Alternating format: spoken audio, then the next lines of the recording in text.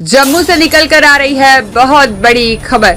भारतीय मजदूर संघ जम्मू कश्मीर ने देश भर में विरोध प्रदर्शन किया। एसडीएम ऑफिस के सामने मजदूरों की मांगों के समर्थन में किया प्रदर्शन, जिसमें जम्मू, कठुआ, बिलावर, रियासी और नौशेरा, उधमपुर, डोडा, रामबन और किश्तवाड़ जिले में डिप्टी कमिश्नर एसडीएम ऑफिस के सामने मजदूरों की मांगों के समर्थन में प्रदर्शन किया गया। राज्य लेवल की मांगों के लिए मुख्यमंत्री को और लेबर कोड, खासकर आईआर कोड और ऑक्यूपेशनल सेफ्टी, हैंड और वर्किंग कंडीशन कोड 2020 के बारे में प्रधानमंत्री और केंद्रीय श्रम मंत्री को मेमोरेंडम सौंपा। प्रदर्शनकारियों को संबोधित करते हुए बीएमएस के वरिष्ठ नेता हरबंस चौधरी ने केंद्र सरकार से मांग की है कि अंत्योदय की सच्ची भावना के साथ बिना किसी अपवाद के सभी क्षेत्रों और श्रमिकों के सभी वर्गों के लिए श्रम कानूनों को सार्वभौमिक रूप से लागू किया जाए। औद्योगिक संबंध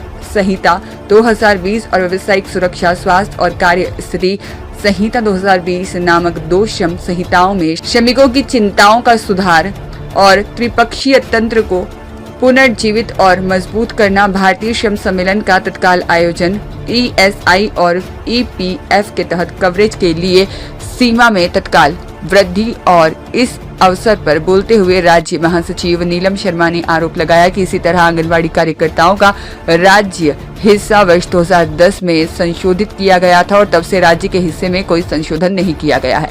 इसी तरह मिड डे मील और आशा कार्यकर्ताओं की स्थिति भी है, जिन्हें बहुत कम राशि का भुगतान किया जा रहा है। सरकार नई नौकरियां बनाने को लेकर गंभीर नहीं है, क्योंकि जम्मू कश्मीर में कई इंफ्रास्ट्रक्चर प्रोजेक्ट्स चल रहे हैं, लेकिन लोकल लोगों को तरजीह नहीं दी जा रही है। प्रदेश महामंत्री भारतीय मजदूर संघ, आज का जो प्रोटेस्ट है ये पूरे भारतवर्ष में हो रहा है, क्योंकि 21वां त्रैवार्षिक अधिवेशन जो हमारा जगन्नाथपुरी में संपन्न हुआ, वहाँ पे 5 प्रस्ताव लिए गए, पारित किए गए। तो उन्हीं को लेके ये एक फैसला हुआ था कि 25 फरवरी को पूरे देश के अंदर ये धरना प्रदर्शन होंगे, क्योंकि जो बजट आया वो हमारे हित में नहीं था। तो इसलिए भारतीय मजदूर संघ में बहुत रोष है।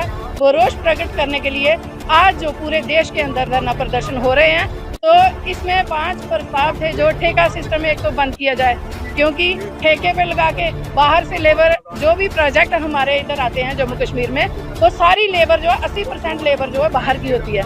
दूसरा, आंगनवाड़ी का प्रस्ताव था कि आंगनवाड़ी वर्कर को 50 साल हो गए हैं। 1975 में जो स्कीम लॉन्च हुई थी, ये स्कीम बनकर ही रहेगी। हम चाहते हैं कि इसको जल्द से जल्द एक अच्छा निर्णय ले सरकार।